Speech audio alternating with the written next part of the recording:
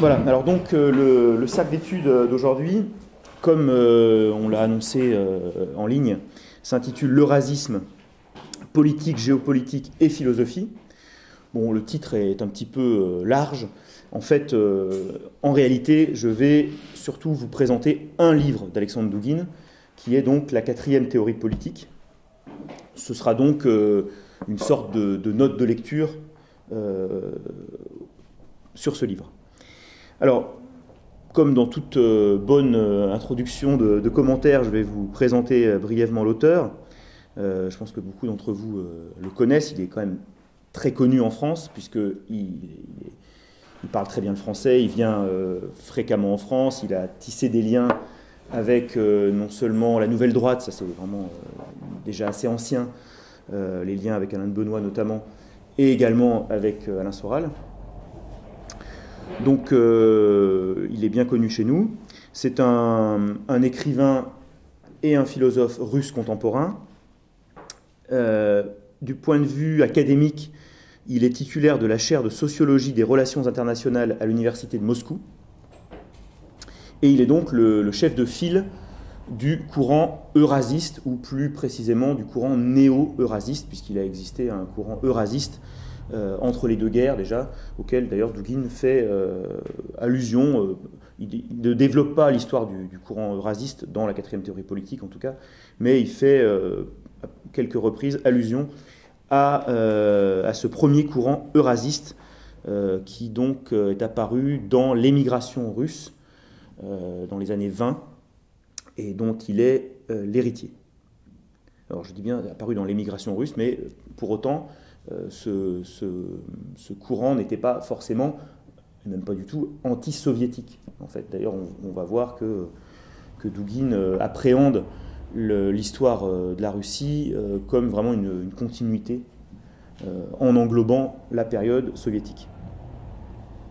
Donc l'œuvre s'intitule La 4e théorie politique et le sous-titre est La Russie et les idées politiques du XXIe siècle. Donc c'est assez intéressant ce sous-titre, La Russie et les idées politiques du XXIe siècle, parce qu'on verra que le livre propose une réflexion d'une portée effectivement assez générale, la 4e théorie politique, mais une bonne partie du développement, la majeure partie du développement, est centrée sur la problématique russe. Donc on sera un peu obligé, quand on essaiera de s'intéresser à l'apport de Douguine pour nous, de faire une adaptation en fait de ce qu'il dit, parce qu'il y a une bonne partie donc, de son propos qui est propre vraiment aux problématiques contemporaines de la Russie.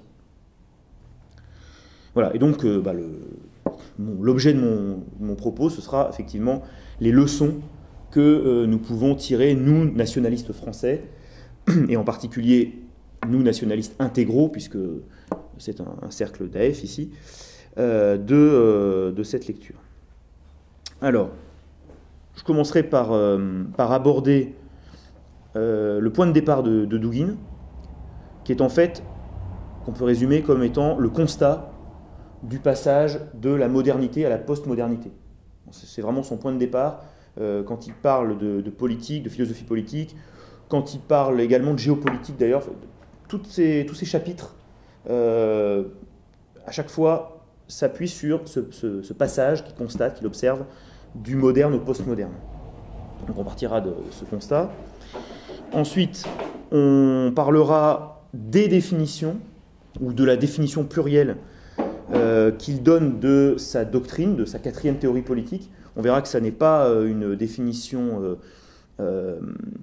close, fermée, mais plutôt une série d'approches à différents niveaux dans la contestation, on va dire, du libéralisme, du monde unipolaire.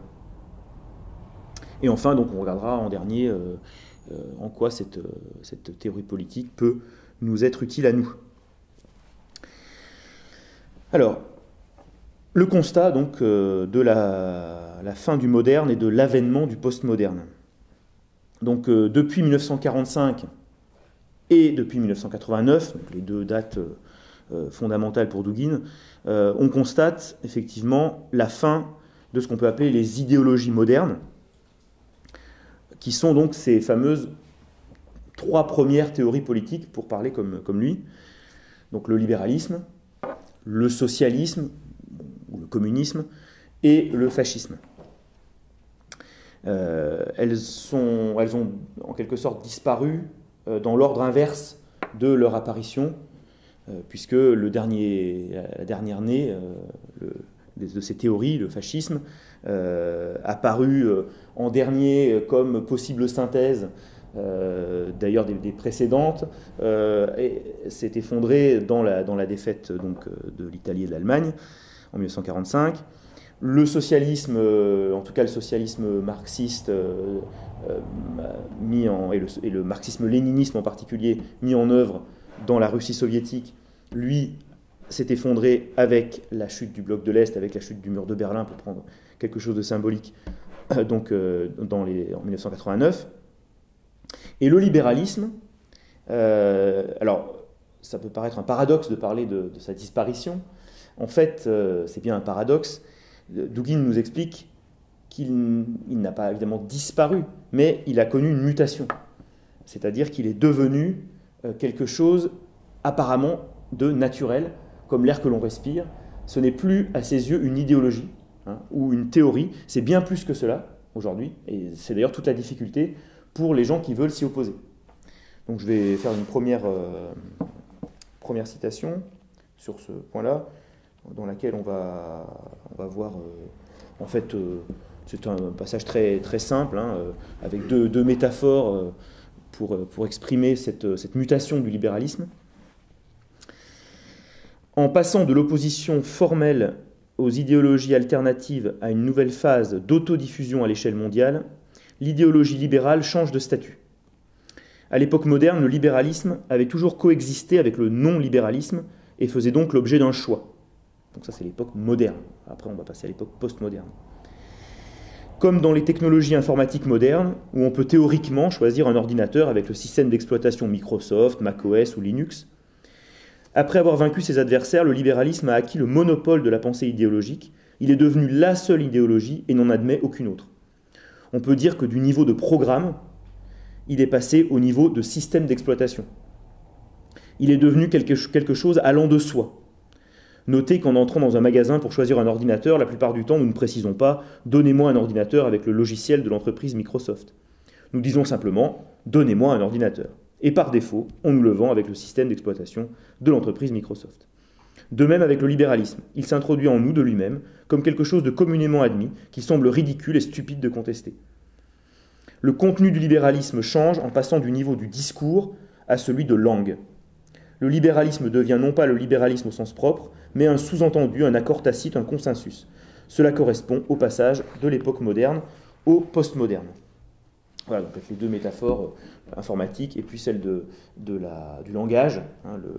Ce n'est plus un discours tenu dans une langue, c'est la langue elle-même, ou du moins c'est l'apparence que prend le libéralisme dans le monde d'aujourd'hui. Alors face à ce constat, Dugin, dès le début du livre, donc, explique qu'il y a deux réactions possibles, deux attitudes possibles. La première consiste à admettre cette fatalité du monde libéral devenu aussi naturel donc, que l'air que l'on respire est aussi indispensable à notre fonctionnement qu'un système d'exploitation pour un ordinateur, ou bien à contester cette fatalité, ce nouvel ordre du monde, ce nouveau nomos, pour parler comme Schmitt, qui est une des références de Dugin, et donc refuser de confondre, finalement, je vais reprendre la métaphore informatique, refuser de confondre finalement le système d'exploitation et puis ce qu'on appellerait le BIOS, le firmware dans un ordinateur, qui est en fait le vrai programme qui fait démarrer la machine, avant même le lancement d'un quelconque système d'exploitation. Donc voilà, c'est ce refus-là c'est ce refus-là, justement, hein, qui est la quatrième théorie politique. C'est-à-dire que la quatrième théorie politique, ça n'est rien d'autre, aux yeux de Dugin, que cette contestation du statu quo, cette contestation de la prétendue naturalité du système libéral, finalement. Et une contestation qui va s'exprimer à différents niveaux. Alors, en arrière-plan de ces deux positions, on peut faire référence, et c'est ce qu'il fait lui-même, au débat des années 90 entre Francis Fukuyama d'un côté, la fin de l'histoire, et puis Samuel Huntington de l'autre, le choc des civilisations. C'est-à-dire, donc Fukuyama, en tout cas à l'époque de l'apparition de son premier livre, puisqu'il a évolué ensuite, considère en effet que la chute du bloc de l'Est est la fin de l'histoire, donc que désormais l'horizon de l'humanité, c'est cette unification sous l'égide du libéralisme, et que l'histoire finalement se résumera à l'avenir à quelques ajustements marginaux, finalement, quelques perfectionnements de ce système. À quoi donc Samuel Huntington répondait un an après, donc en 1993, par le choc des civilisations, pour expliquer qu'il y avait une grande naïveté finalement à penser que l'histoire pourrait s'arrêter, qu'en réalité l'histoire était toujours en marche, qu'elle présentait toujours de nouveaux conflits, de nouvelles mutations, et que ce qui paraissait une fin n'était que le commencement d'une nouvelle ère, qui serait justement l'ère des grands blocs de civilisation. Hein. Huntington en détermine 8. Et d'ailleurs, parmi ces 8 civilisations, il y a notamment la civilisation russe orthodoxe, et on va voir que, d'ailleurs, c'est pas seulement une idée que j'ai, hein, Dugin le dit explicitement, il part un petit peu de Huntington et il essaie de développer cette idée qu'en effet, la Russie n'est pas seulement un État, n'est pas seulement une nation, mais elle est bien une civilisation autonome, et qui donc a toute légitimité à définir ce qui est bon pour elle, ce qu'elle accepte ou ce qu'elle n'accepte pas dans ce monde contemporain, donc marqué par l'hégémonie libérale. Voilà, donc la quatrième théorie politique, c'est tout simplement ce refus du statu quo. Alors je vais faire une autre citation. La quatrième théorie politique se conçoit donc comme une alternative au post-libéralisme, non pas comme une position par rapport à une autre, mais comme une idée opposée à la matière. On voit un vocabulaire un peu de métaphysique. Comme un possible entrant en conflit avec le réel. Comme un réel n'existant pas, mais attaquant déjà le réel. Alors, voyons maintenant en quoi pourrait consister donc cet ensemble d'idées, de faits susceptibles de, en quelque sorte, court-circuiter l'hégémonie du post-libéralisme. Donc j'en viens à cette deuxième partie, donc, qui va consister à essayer de définir à 3 niveaux différents ce qu'est cette quatrième théorie politique, ce refus du statu quo. Alors il y a 3 niveaux, clairement, qu'on peut distinguer dans l'œuvre de Dugin. C'est le plan politique, le plan philosophique et le plan géopolitique. Le plan géopolitique étant de loin le plus développé. Alors sur le plan politique, quelle forme prendrait ce refus du statu quo ? Eh bien, on peut le comprendre comme une relecture, finalement, des théories politiques concurrentes du libéralisme, donc le fascisme et surtout le socialisme, pour, en quelque sorte, en recycler un certain nombre d'idées, hein, en vue d'utiliser ces idées qui, certes, ne peuvent plus être articulées de la même manière, hein, contre le système. Donc on retrouve je vais encore vous faire quelques citations. On trouve cela, par exemple, dans ce passage. La quatrième théorie politique constitue donc une concentration dans un projet et un élan commun de tout ce qui s'est avéré abandonné, rejeté, humilié au cours de la construction de la société du spectacle. Bon, citation des évangiles, la pierre rejetée par les bâtisseurs est devenue la pierre d'angle. Le philosophe Alexandre Sekatchki indique justement l'importance des marges pour la formation d'un nouvel éon philosophique en proposant à titre de métaphore l'expression de métaphysique des ordures. Bon, une expression un petit peu choc pour bien désigner ce recyclage des théories politiques antérieures, concurrentes, opposées au libéralisme. On retrouve ça également ici. Il est nécessaire de repenser l'interprétation des deuxième et troisième théories politiques après avoir déterminé ce qu'il convient de rejeter et ce qui offre une certaine valeur. En tant qu'idéologie finie ne visant qu'elles-mêmes, elles sont entièrement inappropriées tant sur le plan théorique que pratique, mais certains de leurs éléments marginaux, en général non réalisés et situés à leur périphérie ou dans l'ombre, peuvent, de façon inattendue, s'avérer extraordinairement précieux, riches de sens et d'intuition. Voilà, on en reparlera peut-être un peu tout à l'heure dans la troisième partie, à propos notamment de Marx, parce que par exemple, c'est un petit peu anecdotique, mais c'est intéressant pour l'histoire par exemple de notre groupe à Lyon. Je rappelle ce fait simplement, c'est amusant.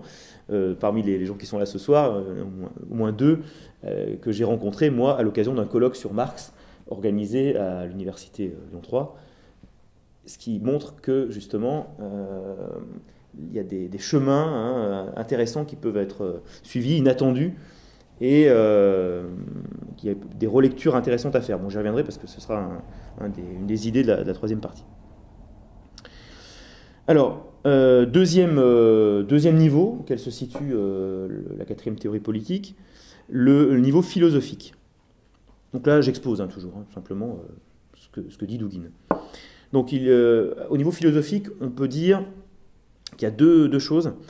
D'abord, il y a une redéfinition un petit peu radicale et en même temps très exigeante de ce que serait un conservatisme sain, un bon conservatisme.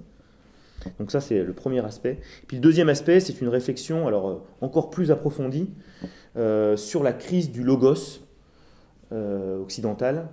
Et évidemment, là, la référence de Dugin, c'est Heidegger. Alors, concernant le conservatisme, donc là, on voit très bien l'influence d'Alain de Benoît, de tout ce que Alain de Benoît a écrit notamment sur la révolution conservatrice allemande, qui est abondamment citée par Dugin. Donc,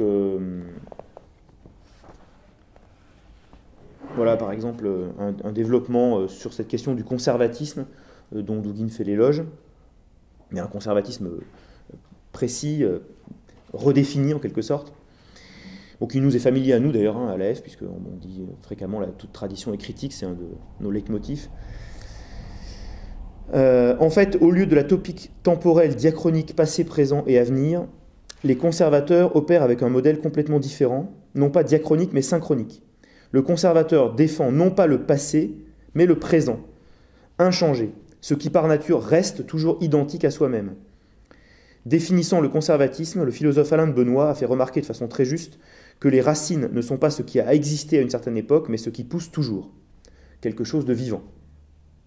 Sitôt que nous affirmons que le conservatisme lutte non pas pour le passé, mais pour ce qui est permanent, pour les constantes fondamentales de la société, de l'homme et de l'esprit, alors nous pouvons pleinement comprendre le regard du conservateur sur ces trois modalités temporelles, le passé, le présent et le futur. Le passé vaut non pas pour lui-même, mais seulement par le fait qu'il contient quelque chose de permanent. Le présent et le futur ont une valeur pour la même raison. C'est le conservatisme du permanent.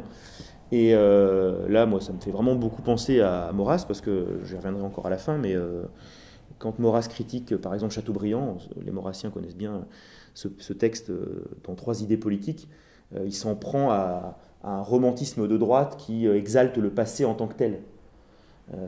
Et pour lui, cet éloge du passé en tant que passé est mortifère. Maurras refuse cette vision-là du conservatisme.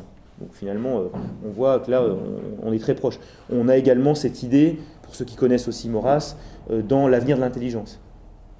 Voilà, donc on pourra éventuellement y revenir à la fin. Alors l'autre axe que je vous ai annoncé là, sur l'angle philosophique, c'est la référence à Heidegger. Alors, je trouve qu'elle est assez intéressante. Et là, alors je vous disais, pour le conservatisme, on retrouve l'influence d'Alain de Benoît. Pour la question que je vais développer maintenant, même si la référence explicite est Heidegger, hein, c'est clair, vous allez le voir. Hein.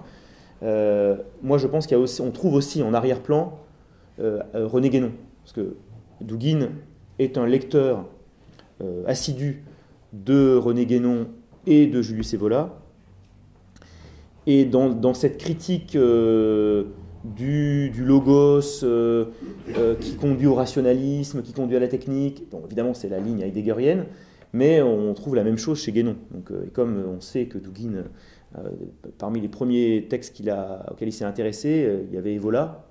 Il a traduit en russe des textes d'Evola. Ça lui a valu quelques problèmes, d'ailleurs, ça c'était dans sa jeunesse, c'était à l'époque soviétique encore, ça lui a valu quelques problèmes. Donc voilà, il y a ça aussi en arrière-plan, il y a tout ce qu'on appelle le traditionnalisme, ou d'ailleurs je pense que le mot traditionniste est préférable pour pas qu'il y ait de confusion avec les traditionnalismes, disons, plus confessionnels, le traditionnisme catholique par exemple, ou on parle aussi de pérennialisme, voilà, il y a une influence du pérennialisme et d'Heidegger dans cet axe-là dont je vais parler maintenant. Alors je cite encore Dugin. Je trouve qu'en plus, alors je ne sais pas si les philosophes seront d'accord, moi je ne suis pas philosophe de formation, même si je m'y intéresse, et Heidegger c'est quelque chose de difficile. Là on a une formulation, alors j'espère qu'elle ne trahit pas trop Heidegger, mais qui je trouve est assez intéressante et qui montre bien pour des non-spécialistes les enjeux de la pensée d'Heidegger. L'histoire de la philosophie selon Heidegger est construite selon un modèle semblable. À l'aube de la philosophie, le Dasein, en tant qu'être fini, localisé, a pris le chemin de la formulation d'une question sur l'être, c'est-à-dire sur lui-même et sur ce qui l'entoure. L'une des premières conceptions exprimant cette interrogation est le concept de physis, identifiant l'être à la nature et l'interprétant comme une suite d'ascensions. La deuxième conception a été la métaphore agraire du logos, concept formé à partir du verbe legein, c'est-à-dire moissonner, qui plus tard a reçu la signification de penser, lire, parler. Selon Heidegger, le couple physis-logos, déterminant l'être, l'a inclus dans des cadres trop étroits. Ces cadres se sont encore rétrécis dans l'enseignement de Platon sur les idées. Bon, on peut voir du Nietzsche aussi là derrière, il me semble en tout cas. Et plus tard, la pensée européenne n'a fait qu'approfondir cette aliénation par rapport à l'être à travers un rationalisme croissant, jusqu'à parvenir à l'oubli total de la pensée au sujet de l'être. Cet oubli, à la frontière des 19e et 20e siècles, a dévié vers le nihilisme. Le terme commun décrivant la nature de la domination croissante de la technique dans la philosophie de Heidegger est Gestell, c'est-à-dire ce qui est posé. La formulation sans fin de nouveaux problèmes aliénants et nihilistes. Toutefois, pour Heidegger, le Gestell n'est pas dû au hasard. Il exprime le fait que le néant constitue l'envers de l'être, en quelque sorte sa dimension intérieure. Et dans le Dasein authentique, l'être et le néant doivent coexister. Mais si l'homme met l'accent sur l'être comme sur ce qui est commun, c'est-à-dire seulement sur ce qui existe, il perd de vue le néant, qui se rappelle à lui-même, conduisant la philosophie au nihilisme à travers le Gestell. Ainsi, le nihilisme contemporain ne constitue pas seulement le mal, mais la parole de l'être adressée au Dasein d'une façon extrêmement complexe. Et c'est pourquoi la tâche des conservateurs révolutionnaires ne se limite pas à faire face au néant ou au nihilisme du moderne, mais à démêler les chevaux de l'histoire de la philosophie et à déchiffrer le message contenu dans le Gestell. Le nihilisme des modernes, par conséquent, ne représente pas seulement le mal, à la différence de sa signification chez les traditionalistes, mais apparaît aussi comme un signe désignant les structures profondes de l'être et les paradoxes qui y sont cachés. Et si ce développement vous intéresse en particulier, on trouve en ligne un article de Dugin plus spécialement consacré à cette question, qui s'intitule « La métaphysique du chaos ». On trouve ça sur Voxener. C'est un ami en plus qui a fait la traduction. Et c'est particulièrement intéressant parce qu'il développe bien cette idée-là, qui est seulement effleurée, là, selon laquelle on ne peut pas se contenter d'observer en quelque sorte le naufrage du logos occidental dans le postmoderne. Il faut peut-être s'interroger sur ce qui est la cause de ce naufrage, pour avoir une chance d'opérer une véritable restauration de ce logos, justement. Donc là, il y a quelque chose d'assez profond, semble-t-il, sur lequel il faudrait discuter. Donc voilà, ça c'est l'angle philosophique, on va dire, qu'explore un peu Dugin. Alors, je termine sur la question géopolitique, qui est sans doute celle qui développe le plus. Donc sur l'angle géopolitique, il y a deux idées. Il y a l'opposition, si on veut, entre les civilisations au pluriel et avec une minuscule et la civilisation, et également l'opposition entre les empires, même chose, minuscule, pluriel, et l'empire, majuscule. Donc c'est autour de ces deux idées que se déploie un petit peu sa réflexion géopolitique. On voit bien sûr qu'il s'agit de contester le monde unipolaire. Alors, en ce qui concerne les civilisations, donc le choix des civilisations contre la civilisation, je vais donc là aussi m'appuyer sur le texte. Dans une telle situation, le concept de civilisation en tant que catégorie fondamentale vient à notre aide pour organiser un projet alternatif réel à l'échelle mondiale. Si on place ce concept au centre de notre attention, on peut obtenir un fondement pour organiser de façon harmonieuse, mettre en résonance les importantes forces des États, celles de la société, les forces sociales et politiques en un système commun. Sous le drapeau de la multitude des civilisations, il est possible de lier les peuples, les communautés religieuses et ethniques vivant dans des États différents et de leur proposer une idée centrale commune dans le cadre d'une civilisation donnée, et de leur laisser un large choix dans la recherche d'une identité à l'intérieur de cette idée, admettant l'existence non contradictoire d'autres civilisations qui diffèrent par leurs paramètres fondamentaux. En dépit du discours de Huntington, une telle perspective ne conduit absolument pas obligatoirement à un conflit de civilisation. Ici, tant les conflits que les alliances sont possibles. L'essentiel est que le monde multipolaire qui apparaît dans ce cas crée les véritables prémices à la poursuite de l'histoire politique de l'humanité, dans la mesure où il affirmera de façon normative la diversité des systèmes sociopolitiques, religieux, des systèmes de valeurs, des systèmes économiques et culturels.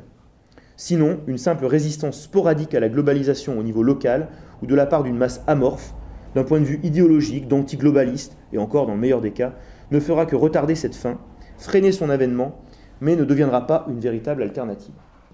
Donc, là, on voit bien que Dugin reprend Huntington, contre, évidemment, Fukuyama. On voit bien qu'il rejette les formes gauchistes, on va dire, d'alter-mondialisme, c'est-à-dire une opposition qui serait purement idéologique et qui n'aurait aucun socle étatique, civilisationnel, et qui l'oppose justement à ça une logique des civilisations.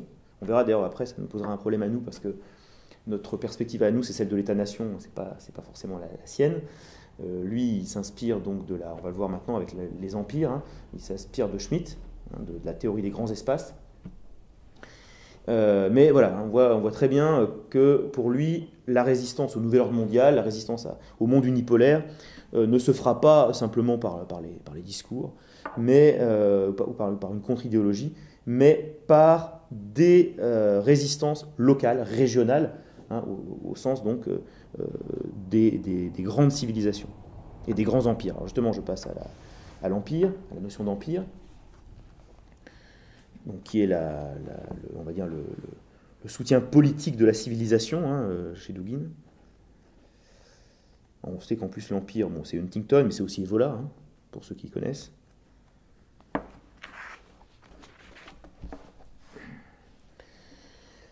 L'empire constitue une organisation politique territoriale qui combine à la fois une très forte centralisation stratégique, une verticale du pouvoir unique, un modèle centralisé de commandement des forces armées, la présence d'un code juridique civil commun à tous, un système unique de collecte des impôts, un système unique de communication, etc. Avec une large autonomie des formations sociopolitiques régionales entrant dans la composition de l'empire. La présence d'éléments de droit ethno-confessionnel au niveau local, une composition plurinationale, un système largement développé d'auto-administration locale, la possibilité de coexistence de différents modèles de pouvoirs locaux, de la démocratie tribale aux principautés centralisées, voire au royaume. L'Empire prétend toujours à une échelle universelle, reconnaissant son organisation politique comme le noyau ou le synonyme d'un empire mondial. Toutes les routes mènent à Rome. Tous les empires se pensent comme des empires mondiaux. L'empire se voit attribuer une mission. Elle est comprise comme l'incarnation politique du destin historique de l'humanité.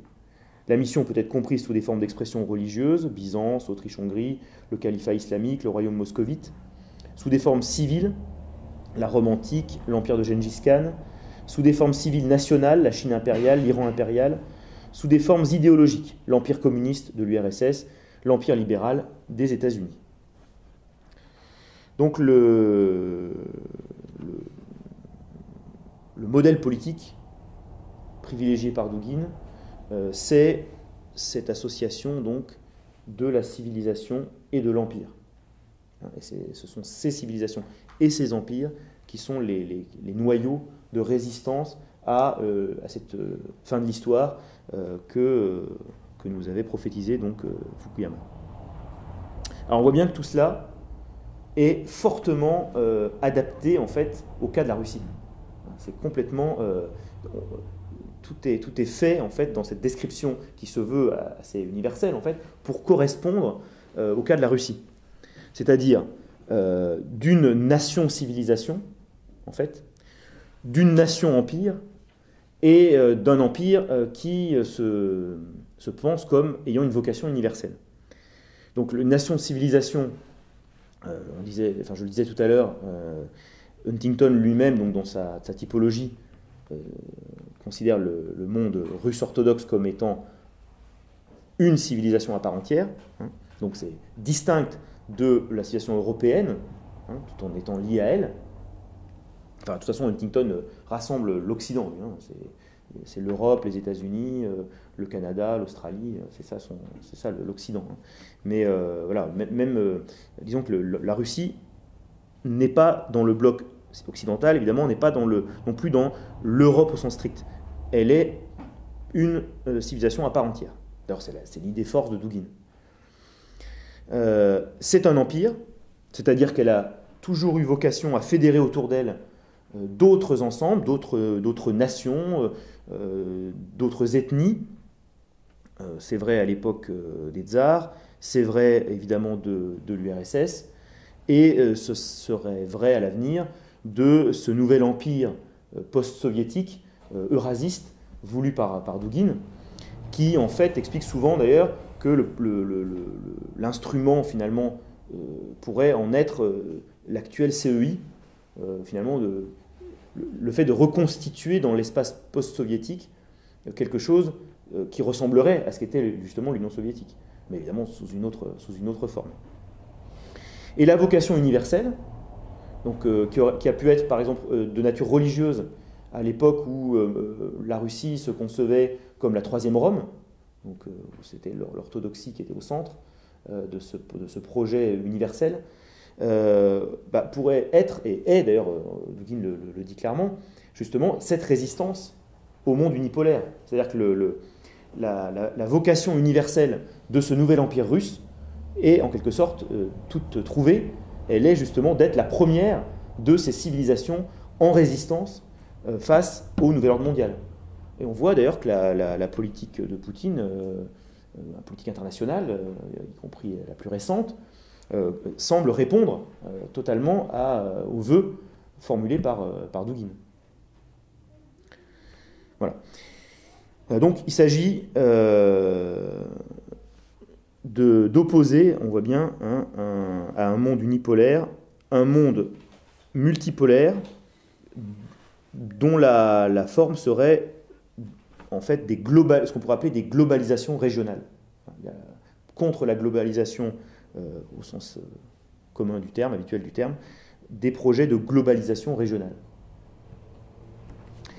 Alors, j'en viens à ma dernière partie, donc, qui concerne notre réception à nous nationalistes français, et en particulier nous nationalistes intégraux. Alors, je vais reprendre les différents niveaux que j'ai déjà évoqués en décrivant, c'est-à-dire le niveau politique, le niveau philosophique et le niveau géopolitique. Alors au niveau politique, l'adaptation, ou plutôt l'inspiration, ne pose pas de grandes difficultés, en fait. On voit bien l'intérêt de la piste que nous propose Dugin. D'ailleurs, elle est très largement suivie aujourd'hui dans notre famille de pensée. Hein, on voit bien quand on s'intéresse, enfin dans notre famille de pensée ou dans les gens qui peuvent nous inspirer aujourd'hui. Parce que là, le premier nom que je vais donner, on ne peut pas vraiment l'inclure. Je ne pense pas qu'il serait d'accord dans notre famille de pensée. Je pensais à Michéa, par exemple. Voilà. C'est quelqu'un qui fait justement ce que Dugin appelle ce recyclage un petit peu, à la fois d'un certain conservatisme et du socialisme. Et on trouve ça évidemment dans la réflexion d'Alain de Benoît, qui d'ailleurs est très proche de Dugin. On voit bien Alain de Benoît qui vient de faire paraître d'ailleurs un livre sur Édouard Berthe, donc, ce fondateur du Cercle Proudhon, qui fait donc un épisode important de l'histoire de l'AF, mais qui est aussi important dans cet esprit de syncrétiste. Et puis évidemment Alain Soral, qui d'ailleurs a écrit un avant-propos donc, à l'édition française de la 4e théorie politique. Donc cette idée d'aller chercher des munitions dans le nationalisme, le conservatisme et le socialisme, cette idée de synthèse, hein, finalement, des pensées hostiles à l'hégémonie libérale, c'est quelque chose qui est tout à fait suivi en France et que nous-mêmes nous suivons. D'ailleurs, ce n'est pas nouveau chez nous, hein, puisque là je viens de faire allusion au Cercle Proudhon, hein, c'est quelque chose qu'on a l'habitude de faire à l'Action française en tout cas. Ça s'est fait à cette époque-là, ça s'est fait aussi un petit peu dans l'entre-deux-guerres chez les gens par exemple comme Thierry Molnier, ce qu'on appelle les anticonformistes des années 30. Enfin, il y a plusieurs époques dans l'histoire de l'AF où on a comme ça cette réflexion un petit peu transcourant, pour parler comme Alain Soral. L'autre approche qui est intéressante aussi, c'est cette idée de défense du permanent. J'en ai déjà parlé un peu tout à l'heure, hein, c'est-à-dire ce conservatisme critique, ce conservatisme exigeant, redéfini. Là aussi, c'est quelque chose qui nous parle. Donc, j'y reviens pas particulièrement. L'autre point aussi que je n'ai pas développé tout à l'heure, mais je vais en parler un petit peu maintenant, il est lié à celui que je viens d'évoquer. Dugin va, à partir de cette idée de permanence, aller observer justement dans l'histoire de la Russie quels sont les points de permanence et quelles sont les variables. Et ce travail qu'il fait est particulièrement intéressant, et on pourrait d'ailleurs essayer de faire le même travail pour la France. Je pense d'ailleurs que d'une certaine manière, l'œuvre de Maurras peut être lue comme ce travail de recherche des permanences et des variables. Alors si je prends ce qu'a fait Dugin pour la Russie, pour lui, les permanences, ce qu'il appelle les constantes aussi, russes, sont au nombre de 3, donc le noyau ethnique, le peuple et la civilisation. Et à chaque constante correspond une variable. Donc pour le noyau ethnique, qui est donc le noyau ethnique russe, proprement dit, qui est la constante, donc les variables, ce sont les minorités ethniques associées à la Russie, associées à ce centre ethnique qui est le peuple russe lui-même. Ensuite, le peuple, qui est donc une constante, là aussi, parce que chez Dugin, et ça c'est très russe aussi, le peuple est plus important que l'État. Donc le peuple est une constante, et ce qui est une variable par rapport au peuple, c'est la forme de l'État, justement. Et c'est comme ça qu'il va avoir une approche extrêmement ouverte et syncrétiste, là aussi, de l'histoire de la Russie, ce qui va lui permettre d'admirer à la fois l'époque tsariste, l'Union soviétique, etc. Et puis, la troisième constante, c'est donc la civilisation, dont la variable à ses yeux, est la forme prise par la société, l'organisation de la société elle-même. Voilà.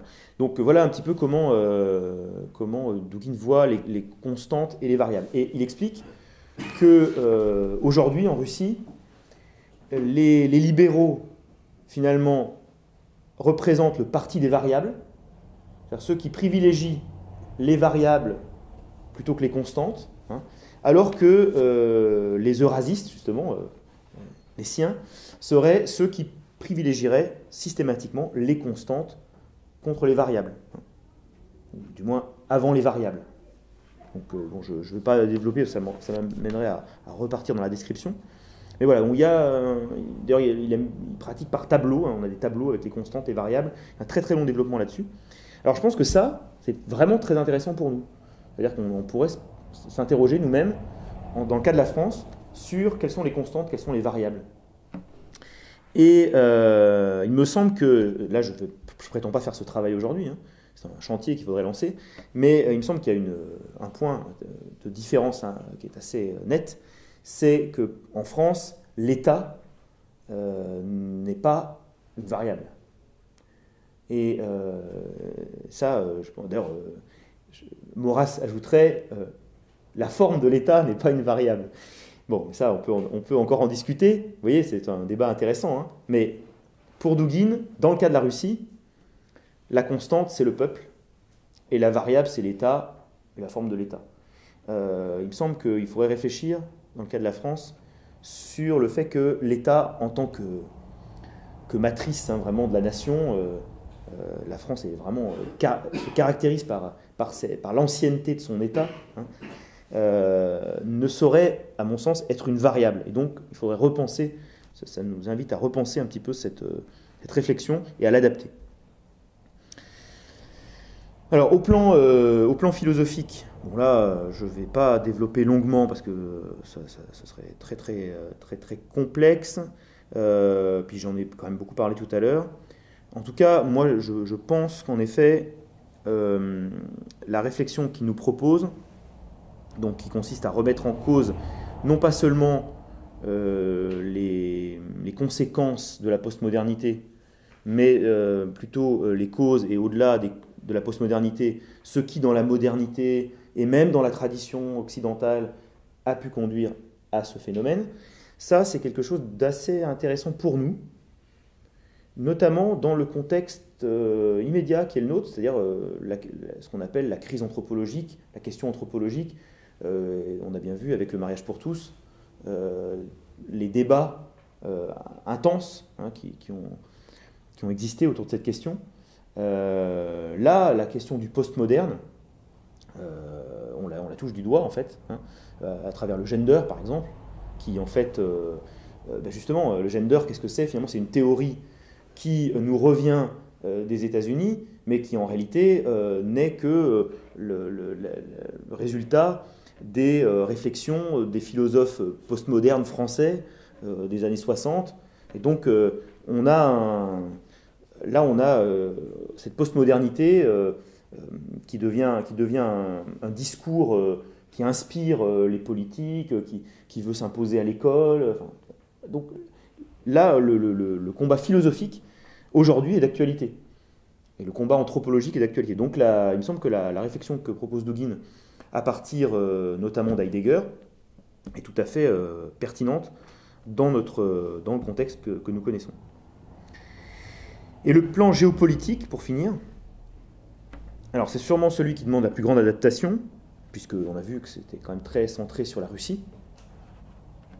Donc la thèse de Dugin est juste dans la mesure où elle propose un modèle réaliste de résistance au monde unipolaire. On voit bien que quand il critique l'altermondialisme idéologique et qu'il propose de se fonder sur les civilisations et les États pour résister au monde unipolaire et à l'hégémonie du post-libéralisme, il est dans le vrai. Donc là-dessus, on est d'accord.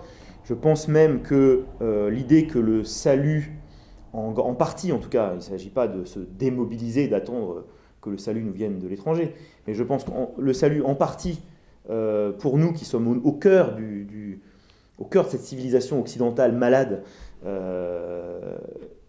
viendra en partie, en tout cas, de l'extérieur.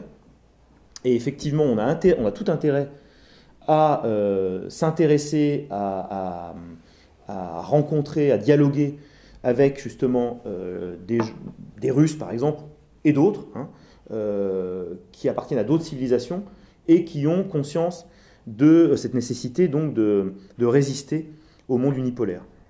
Donc là, cet axe-là est très, très facile à reprendre.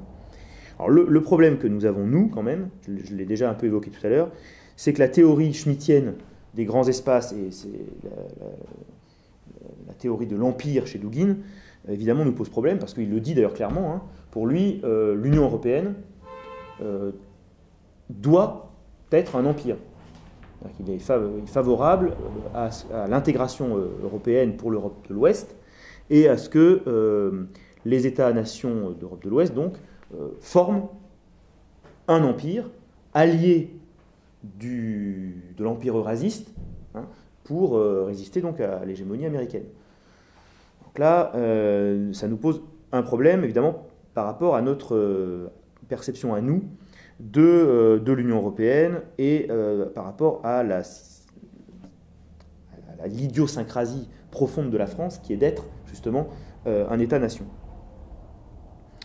En fait, c'est toute la difficulté, évidemment, dans un développement de son livre. Donc Dugin parle des puissances continentales qu'il symbolise par le Béhémoth, donc un personnage de l'Ancien Testament, et il parle des puissances maritimes qu'il symbolise par le Léviathan. Donc ces deux géants, il y a le géant des mers et le géant des terres. Et on voit bien que ce modèle-là permet de penser l'opposition entre le Léviathan anglo-saxon et puis le Béhémoth russe. Tout ça est très cohérent. Et à la limite, c'est un modèle qui, je pense, pourrait aussi très facilement, et puis c'est logique puisque c'est Schmitt quand même qui en est un peu le théoricien, fonctionner pour l'Allemagne, qui est vraiment un pays situé au centre de l'Europe, qui est vraiment une puissance continentale et exclusivement continentale. Donc là aussi, encore une fois, ce n'est pas un hasard, hein, puisque le modèle vient de Carl Schmitt. Évidemment, la France, qui est à la fois une puissance continentale et une puissance maritime, ne peut pas se penser sous cette opposition un petit peu simpliste entre puissance continentale et puissance maritime. Donc là, il y a toute la difficulté de la France qui est effectivement d'arriver à être effectivement un noyau, parce que la France ne résistera pas seule, n'existera pas seule, mais le noyau d'une formation qui ne serait pas forcément réduite à l'Europe de l'Ouest. Il faudrait que la France se tourne peut-être vers un modèle, alors d'empire, le mot ne nous convient pas tellement, mais qu'elle se mette à la tête d'un ensemble qui pourrait être européen, mais aussi peut-être partiellement extra-européen. Toutes les problématiques liées à notre ancien empire colonial, liées à la Méditerranée, liées à la latinité, liées à la francophonie, liées à nos rapports privilégiés avec le Proche et le Moyen-Orient, avec également l'Amérique latine. Voilà. Il y a des pistes pour que la France, et puis sans oublier l'Europe, hein, évidemment, sans oublier non plus l'Europe, pour que la France puisse jouer son propre jeu, puisse exister en tant que noyau d'un ensemble plus vaste, sans être en quelque sorte réduite à un modèle qui ne saurait lui correspondre, le modèle exclusivement maritime ou le modèle exclusivement continental. Voilà. Et donc je terminerai en disant qu'il est, je pense, vraiment intéressant et indispensable en fait pour nous dans la formation de nous intéresser aux penseurs contemporains étrangers comme Dugin, parce qu'il nous oblige, alors, non pas à trahir nos habitudes de pensée, mais à les confronter aux réalités contemporaines. C'est un petit peu, alors, ce que j'ai essayé de faire de manière vraiment très limité à titre simplement de piste à l'instant, là. C'est ce genre de réflexion que permet une lecture comme celle de la 4e théorie politique. Je vous remercie.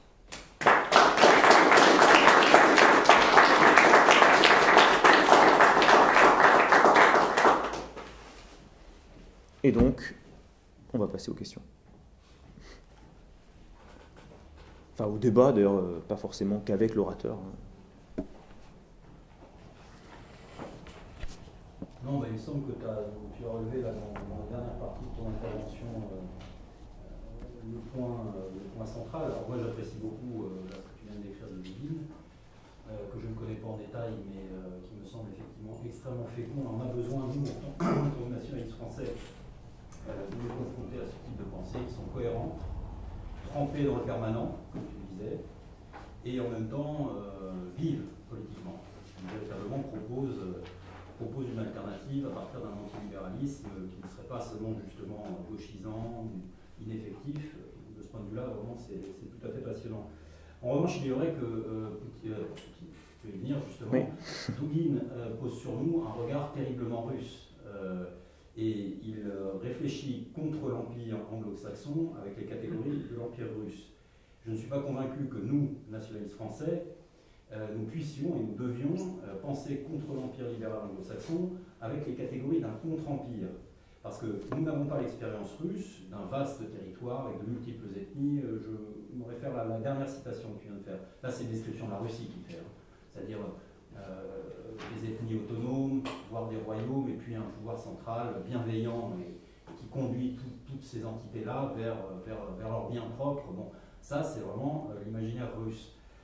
Et en outre, ce qui est paradoxal, c'est que lorsque l'Union soviétique se disloque, la Russie fait l'expérience pour elle tout à fait traumatisante d'un nationalisme à la française, c'est-à-dire vraiment l'autodétermination des peuples, l'Ukraine, même la Biélorussie, qui a beau être étroitement associée à la Russie dans l'Union Russie-Bélarusse, a tout de même pris son indépendance, il y a parfois des frictions. Bon, voilà. Donc je ne suis pas convaincu, que la Russie reconstituera l'empire que Dugin appelle le CE, c'est-à-dire en gros un empire tsaristo-soviétique renouvelé, refondé dans le cadre de la CEI. Ça c'est la première chose. On pourrait le souhaiter, mais je ne crois pas que c'est ce que Poutine lui-même pratique en réalité. Il pratique une politique d'influence. Au fond, la Russie est en train de se nationaliser, même si c'est une nation très particulière, qui a un passé impérial, qui a vraiment une mémoire impériale, ça n'y a pas de doute. Donc voilà, de ce point de vue-là, c'est ma réserve quant à l'appréciation de Dugin sur le devenir. Mais c'est la même que j'ai essayé de faire. Effectivement, mais toi, tu ajoutes ta connaissance de la Russie. Effectivement, voilà. Tu penses que... Parce qu'on voit qu'il y a il le dit d'ailleurs, moi j'ai vu des interviews de Dugin où il explique qu'il a des rapports réguliers avec Vladimir Poutine, donc il y a un lien, quelque chose. Mais effectivement,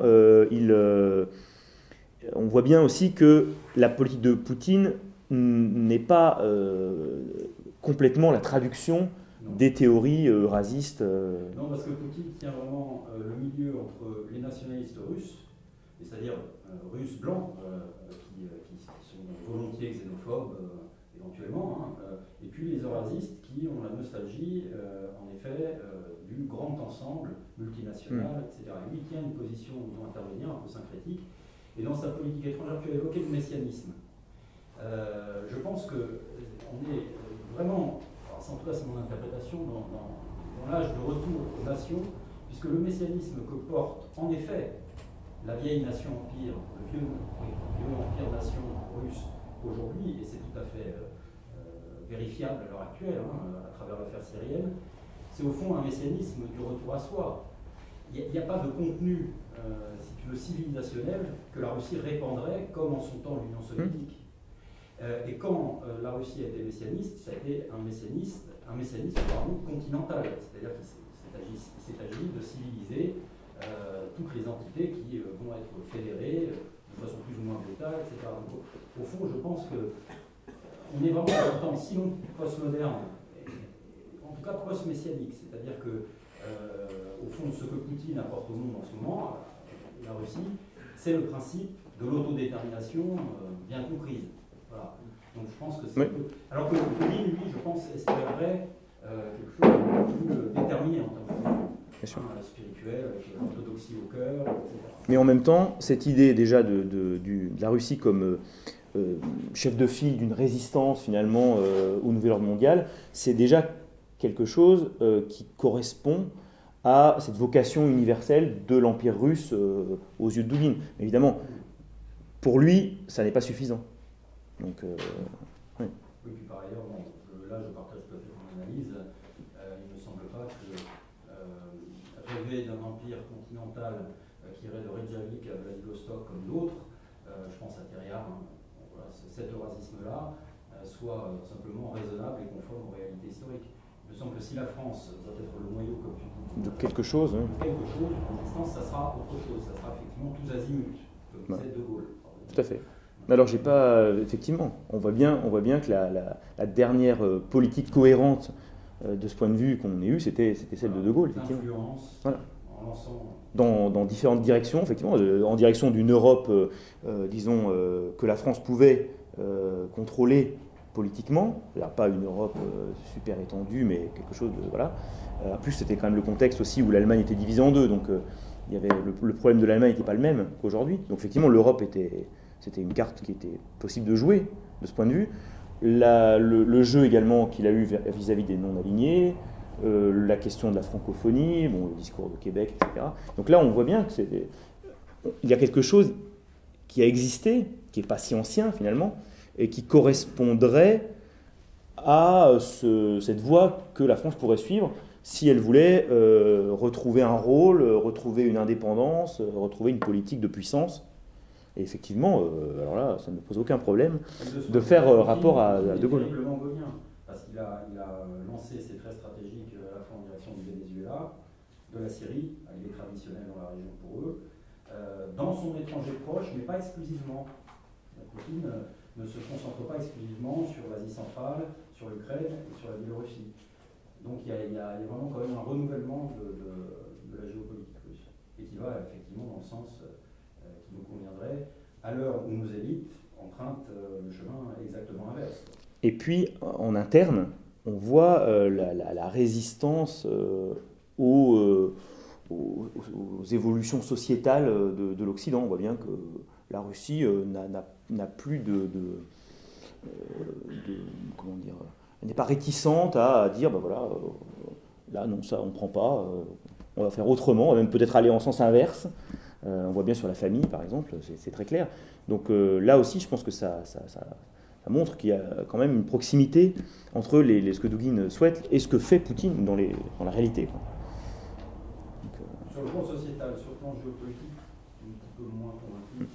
Mais en tout cas, si on s'en tient à la lettre vraiment de son eurasisme vraiment doctrinal. Mais en revanche, oui, que la Russie joue désormais un rôle majeur dans la multipolarité, ça je crois que c'est une évidence incontestable et tout à fait réjouissante.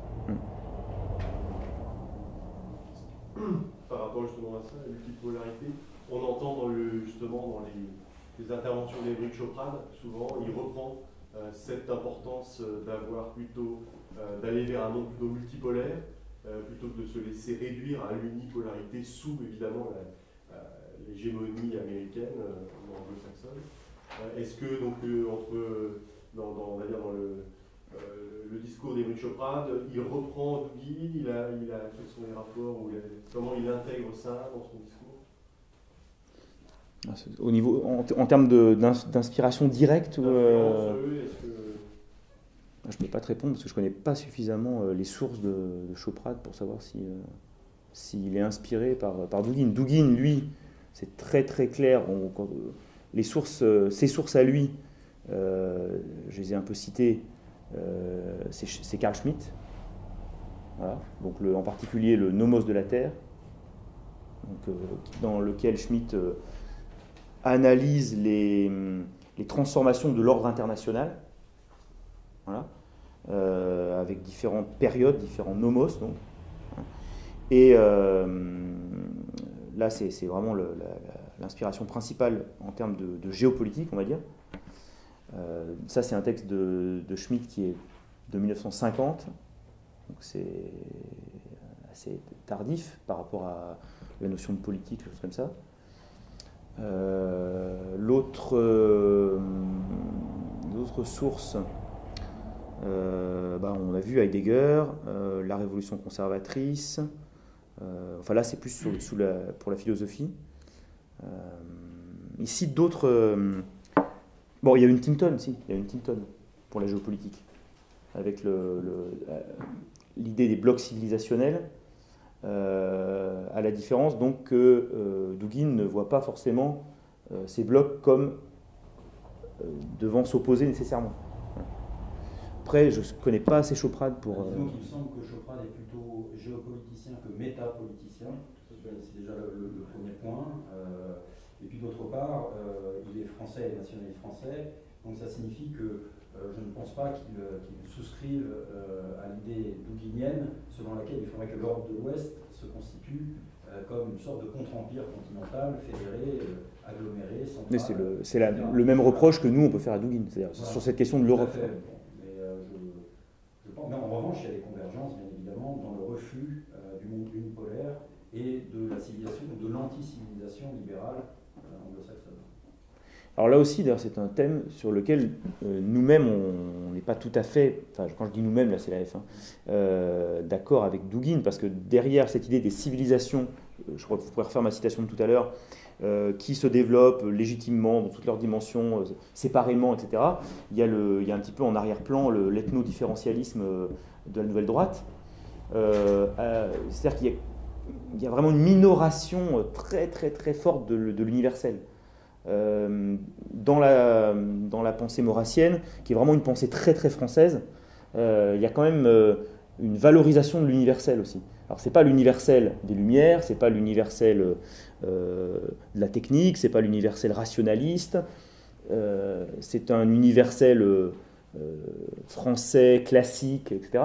Mais catholique aussi, il y a l'importance de la référence au catholicisme. Mais voilà, chez Maurras, dans la tradition de l'Action française, il y a vraiment, et ça je pense que c'est justement parce que c'est une doctrine très française, il y a une part qui est faite à l'universel, qui est bien plus grande que dans la vision de Dugin, par exemple, où vraiment les blocs civilisationnels sont séparés, distincts. Voilà. Donc là aussi, c'est une différence que j'ai pas traitée, mais qui est importante, je pense. Est-ce que tu peux revenir aussi sur un point, notamment sur l'État? Tu as parlé de constante et de variable. Ouais, ça c'est un des passages les plus intéressants. Ça me fait penser justement à Jean Sévillia qui vient de sortir donc, une histoire passionnée de la France, là, son dernier bouquin. Et quand on lui demande un peu ce qu'il a retenu, parce que c'est vraiment un énorme travail d'historien qu'il a essayé de faire à partir en partenariat avec plein d'historiens très sérieux. Et ce qu'il a retenu, il a dit, c'est vrai que pour la France, ce qui nous concerne plus particulièrement, à chaque fois que l'État va mal, la France va mal. Il y a vraiment un lien particulier français entre l'État et... Là, on voit bien qu'il y a une mystique du peuple, chez Dugin, une mystique du peuple, et puis l'État, c'est moins important. Cela étant, là c'est quelque chose que j'ai un peu relevé aussi. Dans les années 90, quand l'État s'effondre en Russie, on voit tout de même, pour aller un peu contre Dugin, que l'ensemble multi-ethnique ou multinational à métropole russe et à tête russe tend à se disloquer tout de même.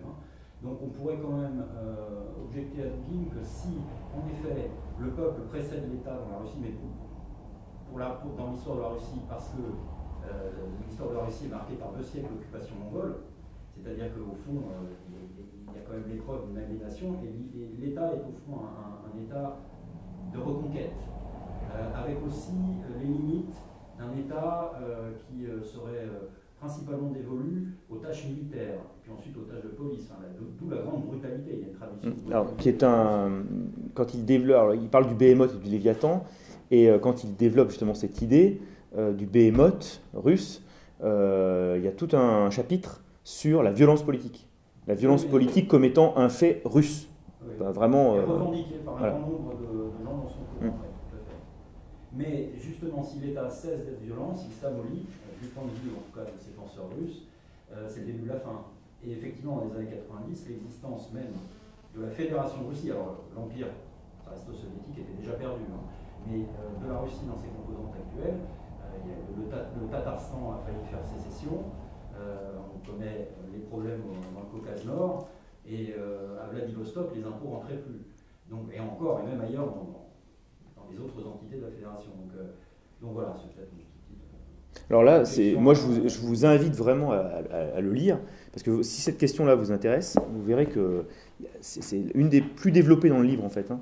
Et il va, par exemple, sur la question de la violence politique, il va aller même chercher un petit peu, toujours dans cet esprit de trouver des constantes, les formes d'opposition au pouvoir qui seraient en quelque sorte caractéristiques de la relation des Russes à leur État. Et donc on va voir la conspiration, la dissidence, un certain nombre de formes d'opposition. La corruption, il en parle. Ah oui, non, parce que la corruption est un fait social. Exactement. Donc il parle de tous ces points-là, corruption, notion de dissidence, notion de l'idée de conspiration, les complots, il y a tout un ensemble et il montre justement que quelle que soit la forme, c'est peut-être ce qui relativise finalement le plus, c'est vraiment la forme prise par l'État, peut-être plus que l'État en fait, même si le peuple est premier. Et donc il montre bien que les rapports du peuple et de l'État, quelle que soit la forme de l'État, sont assez constants finalement. Et voilà, c'est développé presque comme pourrait le faire un historien, avec beaucoup d'exemples, etc. C'est assez intéressant, surtout quand on s'intéresse de près à la Russie. Ce qui est moins mon cas que toi. Mais c'est vraiment très intéressant. Moi, j'ai appris des choses sur l'histoire de la Russie en lisant le livre. Bon. Ah, la philosophie maintenant. Je reviens aux histoires de constantes et de variables. Juste avant, sur la défense du permanent, j'ai trouvé que c'était très intelligent justement de penser à un permanent, de défendre un permanent de façon non unilatérale, et donc de bien avoir cette pensée traditionnelle, traditionnelle de défense de ce qui reste, ou des formes héritées, sans pour autant les penser de façon trop conservatrice, mais d'envisager les transformations. Donc ça, c'était assez brillant. Et oui, donc pour revenir aux constantes, le fameux tableau qui était cité, on peut dire en effet que le drame de la France, c'est que le peuple est devenu une constante, et non une variable, aux dépens du roi, aux dépens de la monarchie. Deuxièmement, que ça donne une civilisation qui est viciée, donc c'est toute la lecture maurassienne de la démocratie et de la République. Et enfin, le dernier problème qui rejoint de Benoît, c'est que tout cela repose sur une ethnie complexe, puisque d'accord, il y a la latinité, mais on peut aussi dire qu'il y a un ancrage gallique, où il y a, disons, c'est le problème du côté à la fois continental et maritime de la France, océanique et méditerranéen, d'être dans une fêlure entre des traditions nordiques et des traditions méditerranéennes et helléno-latines. Et c'est vraiment intéressant de voir, pour notre famille de pensée, qu'en fait, cette histoire de constante et de variable, on peut tout à fait lire toute l'œuvre de Maurras, ou de Bainville aussi d'ailleurs, comme étant la recherche de ces fameuses constantes et de ces fameuses variables. Et ça explique très bien le fait qu'il y ait une scission entre Maurras et de Benoît. Oui, ou même déjà la question, même à l'époque du débat entre Maurras et Barrès, on voit bien que c'est le débat autour de la question de la constante de la forme de l'État. C'est-à-dire qu'on voit bien que Barrès pense que, d'une certaine manière, la forme républicaine peut prolonger la forme monarchique. Maurras pense le contraire. Voilà, il y a un débat sur justement qu'est-ce qui est constant, qu'est-ce qui est variable. On parlait de De Gaulle tout à l'heure. Est-ce que la constante, effectivement, si on reconnaît une constante monarchique en France, certains pourraient dire que, d'une certaine manière, le 1958, la Ve République, c'est un retour à la constante, justement, par opposition au régime parlementaire. Et donc, nous, finalement, on a une approche de la constante plus radicale, on va dire. Puisqu'on veut vraiment rechercher le modèle le plus caractéristique. Oui. En fait. En même temps, il ne faudrait pas penser cela de façon unilatérale, puisque précisément la monarchie est décentralisée, etc. Donc, exactement. Et d'ailleurs, ça aussi. Il y a une dynamique interne à la constante. Enfin, il y a une vie, tout simplement, à l'intérieur de la constante. Pour finir, oui, donc l'Empire européen, dans ces conditions, signifierait qu'il y ait des globalisations régionales, ou du moins nationales, ça exigerait forcément des globalisations nationales, et au sein même des nations, une propre dynamique, enfin une dynamique propre qui rejoint ce tableau éminemment complexe à l'échelle déjà de la nation. Donc problème de l'ethnie, du primat du peuple en France et de l'idéologie qui en découle. Et puis ça me fait penser évidemment à la question de l'immigration. Puisqu'on a pour le coup, dans les constantes et les variables, en France, c'est un autre problème auquel on est confronté, c'est effectivement la place de la question ethnique, finalement, de la question de la population. Alors, la France a à la fois, parce que l'État est une constante, alors, je pense qu'on sera à peu près tous d'accord là-dessus, même si certains seront plus radicaux que d'autres sur l'aspect constant, on sera tous d'accord, là, je pense, là-dessus.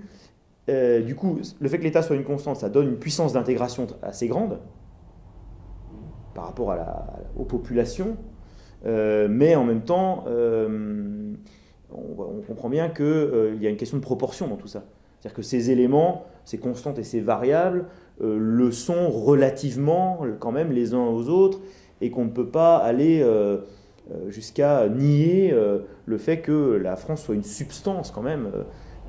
Voilà, c'est pas simplement une abstraction étatique, quelle que soit l'importance qu'on accorde à l'État comme élément. Donc, du coup, il y a une réflexion très fine à avoir sur cette question de l'immigration. C'est un peu là aussi des débats qu'on a et auxquels on réfléchit, je pense, de manière quand même nettement plus intelligente que les identitaires, sans vouloir choquer quiconque. Il reste enfin que toutes ces constantes et ce permanent est inscrit toujours dans une usure par le libéralisme dont la situation est plus une situation de guerre plutôt encore de résistance, enfin aussi une forme de résistance, mais dans un climat plutôt guerrier, enfin de destruction. Voilà. Tu as fini ton discours, donc. Non, mais c'est bien. Hein. Est-ce qu'il y a Il y a un choc. Est-ce qu'on a des questions, peut-être plus, je sais pas, liées à un point Excuse-moi, je voulais savoir, en fait, je suis arrivé un petit peu en retard, c'est vrai, j'ai un peu loupé la conférence. Mais j'ai vu. Est-ce que tu veux parler, j'aurais voulu être un peu éclairé sur est-ce que Alexandre Douguin, sur la question de l'économie, du social, a des théories propres? Toi, tu as lu Alexandre Douguin? Non, D'accord. Parce que je sais que tu t'intéresses aussi quand même beaucoup à la Russie. Il était proche des Nazgûl, enfin, il a longtemps fait partie. Il a fait partie, il a dirigé le parti national bolchevique. Il y a un livre qui est d'ailleurs sorti à la FNAC, je ne sais plus chez quelle édition, je crois que c'est Nassio. J'ai vu qu'à la FNAC, il y a un ouvrage qui est sorti sur l'eurasisme et le national-bolchevisme, sur les deux mouvements, une analyse fouillée, très précise. Donc clairement, il a co-dirigé avec Limonov ce mouvement, et puis il y a eu une rupture nette. Voilà. Moi, je suis pas du tout spécialiste de ça, donc je sais ça. Voilà, je sais qu'il y a cette partie donc de son activité politique qui a pris fin, et c'est ensuite qu'il a fondé le mouvement eurasiste. Voilà. Après, alors la question sociale, je vais revenir sur ce point. J'ai l'impression, en tout cas dans la quatrième théorie politique, parce que je ne prétends pas parler de toute l'œuvre de Douguin, hein, mais dans la quatrième théorie politique, je n'avais pas réfléchi sous cet angle, mais justement, il me semble que ce n'est pas un angle qui revient, qui soit vraiment central, parce que quand il parle dans ses constantes et ses variables de la société, par exemple, il nous explique que l'Empire russe peut très bien avoir une structure sociale féodale, de type féodal, c'est tout à fait légitime, c'est très bien. Et puis ensuite, il nous parle de la société égalitaire voulue par les marxistes, ça lui convient aussi. On a l'impression qu'il relativise beaucoup cette question. J'essaie de retrouver, il y a un tableau qui est très très détaillé là. Parce qu'il y a les 3 constantes et les 3 variables, mais il y a aussi un tableau extrêmement détaillé, mais qui est un peu... L'édition n'est pas très bien faite là pour le coup, parce que c'est tout petit, le tableau est vraiment tout petit. Et on voit par exemple que si je prends strate dominante, politique, ouais, là il y a ethnie, politique, idéologie, strate dominante, élite, État. Oui, il n'y a même pas vraiment la question de la société, même dans ce tableau-là. Et elle est quand même évoquée. C'est quand même évoqué, hein. Mais justement pour en relativiser l'importance. Hein. Donc on voit, enfin. Ouais, c'est vrai que c'est un peu c'est là qu'on voit un peu la différence de sensibilité qui séparait Dugin et Limonov. Voilà. Alors je connais moins bien, mais je pense que oui, effectivement. À ce niveau-là, il était beaucoup plus soviétique. En effet, il réagissait selon une culture, disons, plus communiste chez Limonov, et peut-être plus nationaliste chez Dugin. Alors, oui, c'est quand même une question. Sur ces questions-là, je pense que Dugin est assez évolien. Intellectuel, alors que Limonov est plus activiste. En effet. C'est vrai que, à la limite, ça pouvait faire un paire complémentaire. Je trouve qu'ils étaient assez complémentaires, finalement, l'un et l'autre. Finalement, Limonov dans l'activisme un peu gauchisant et Dugin. Alors Dugin accuse Limonov d'avoir retourné sa veste, d'être oui, c'est ça, sur l'Occident, oui, voilà. Oui, ça, je sais. Alors qu'est-ce qu'ils font? Moi je connais pas du tout cette question. Il y a une déclaration des oralistes qui disaient que finalement eux étaient les vrais nationaux bolcheviques, opposés au Nazgol actuel. Les oralistes disent nous incarnations du véritable esprit du PNB tel qu'il avait été fondé en 1994, alors que Limonov l'a dévoyé en se vantant aux Américains, en s'alliant avec Yabloko, avec des libéraux, avec des néolibéraux russes. Je sais, bon. Ce qui les sépare aussi, c'est la relation à Poutine. Oui, c'est surtout ça. Auquel Dugin est favorable, mutatis mutandis. Oui. Et puis il le dit. Voilà, oui. Et tandis que Limonov, lui, et je crois qu'Emmanuel Carrère a raison à la fin de sa biographie Limonov, de dire qu'il y a vraiment de la mauvaise foi et sans doute une jalousie assez profonde de Limonov à l'égard de Poutine, puisqu'il dit de mémoire que, au fond, Limonov critique Poutine alors que Poutine fait au pouvoir ce que Limonov aura lui-même fait, puisque ce sont des profils somme toute assez proches. Le père de Limonov était un NKVDiste, alors dans les formations militaires pendant la Seconde Guerre mondiale. C'est le même imaginaire. Et pour revenir sur la question. Le père de Dugin est un militaire aussi. Oui, oui. Mais si tu veux, pour revenir à la question sociale, si l'État n'est peut-être pas premier, n'est peut-être pas la constante première en Russie, il n'en demeure pas moins qu'il y a quand même une sorte de destin étatique du social en Russie. On l'a bien vu à l'époque soviétique, on est supposé faire des soviets, socialiser la société, et puis finalement ça devient un étatisme général, totalitairement, et puis ensuite, disons, bureaucratique. Et je crois qu'en fait Poutine continue de penser dans ces termes. C'est-à-dire que pour lui, il y a un système économique à peu près efficient, disons, qui intègre des éléments de libéralisme au sens économique, mais il faut que l'État tienne l'ensemble. D'où un corporatisme d'État, où on met des vice-ministres au conseil d'administration des grands groupes, où l'État en reprend 51%, 49%, enfin bon, c'est variable, voire davantage. Et donc au fond, la question sociale est réglée dès lors que l'État tient la baraque, si tu veux, tient le navire de l'économie. Ensuite, on s'en préoccupe un peu moins. Alors ça revient par le biais de la natalité. Ah voilà. C'est un petit peu la faiblesse. Social organique. C'est pas. Quand on évoquait cette question, on avait une discussion hier à propos de la capacité de la Russie à être ce noyau de résistance. Mais le problème, c'est que la Russie a ses faiblesses aussi. C'est la démographie, c'est en train de remonter. Hein. C'est qu'il y a eu des mesures assez ambitieuses avec des. Mais qui ont un effet, qui ont vraiment un effet. Oui, ça commence. Ouais. Oui, alors après, il faut se garder d'être trop russo-enthousiaste, comme par exemple Alexandre Latsa, tu vois qui c'est, le blogueur qui est très très actif. C'est un nom. Mais lui, attends, Alexandre Latsa, lui, il est très russo-critique, justement. Je ne sais pas si tu l'as bien écouté. Très poutinophile. Ah non. Alexandre Latsa, celui qui intervient sur Millennia Zero, pour lui, justement, il met sans arrêt l'auditoire en garde. Je ne sais pas si on y réalisation à la Russie. Non, Non. Et si j'avais écouté sa conférence Ouais, sur l'histoire de la Russie, il dit en On ne gros. peut pas se livrer, Philippe. Une discussion de spécialistes de russophiles. Je crois pas. En gros, justement, il faut pas. Lui, il est très pro-ukrainien, lui, parce que Ah non. parce qu'il est Ah, néo c'est pas le même. c'est pas le même. Non, c'est pas le même. Alexandre Latsa vit à Moscou et il défend la Russie pieds et poings sur tous les plans, y compris contre l'Ukraine. Non, enfin là, il faudra qu'on règle nos comptes. mais sur la géographie, alors je pense qu'il y a des russophiles sans doute trop optimistes, je ne voudrais pas tomber là-dedans, mais il semble que ces mesures-là. Alors en plus, avec quelque chose qui peut nous intéresser d'ailleurs au plan social, c'est-à-dire que les allocations familiales, en l'occurrence pour le deuxième et le troisième enfant, qui sont relativement élevées, sont démonétisées. C'est-à-dire que ce sont des chèques dont l'allocation est fixée par l'État. Dépenses de santé, d'éducation, les inscriptions à la fac, etc. Donc, ce qui peut être intéressant pour éviter que les allocations servent à acheter des écrans plasma. Voilà, ils ne connaissent pas leur vocation première. Parce qu'après tout, les allocations ne sont pas des sources de revenus, que je sache. Ce sont des allocations, donc avec une dévolution particulière.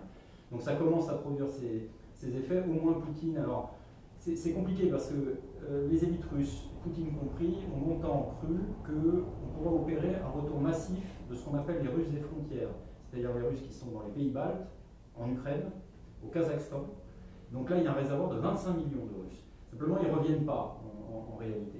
Ils ne reviennent pas autant qu'on l'espérait, il y a 1 million. Dans l'optique de Dugin, d'ailleurs, ce serait peut-être pas forcément souhaitable, parce que lui, non, il veut croire que une reconquête justement des marges. Enfin, Moi, j'y crois pas trop. Limes. Oui, enfin, il peut y avoir alors, une ère d'influence, mais une réintégration à travers la CEI de l'ensemble des ex-républiques soviétiques, ça, on ne le voit pas venir. Mais au moins, Poutine a eu le mérite, et les élites russes depuis Poutine, de ne pas compter sur l'immigration pour résoudre le problème de la natalité. Alors que je crois, on a tendance à faire l'inverse, me semble-t-il. Et donc, dans son cas, il ne parle pas plus que ça d'économie, à travers une dénonciation du matérialisme, du libéralisme, justement, qui est y compris économique, quoi. Non, en fait, c'est vraiment. Quand je disais que les angles,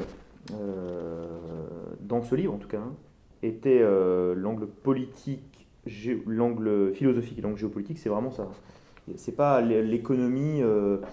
N'apparaît pas, elle peut apparaître, mais elle n'a pas le même statut, elle n'est pas au même plan. Donc tu ne penses pas du nihilisme? Non, le nihilisme, là, c'est vraiment au sens heideggerien, nietzschéen, voilà.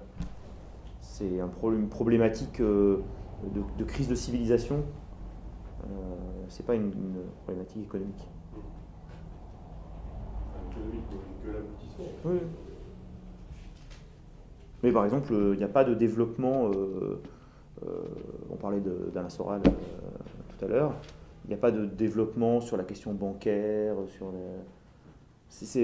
on n'a pas une critique du libéralisme ou du système capitaliste ou du système néo-capitaliste. Enfin, c'est pas.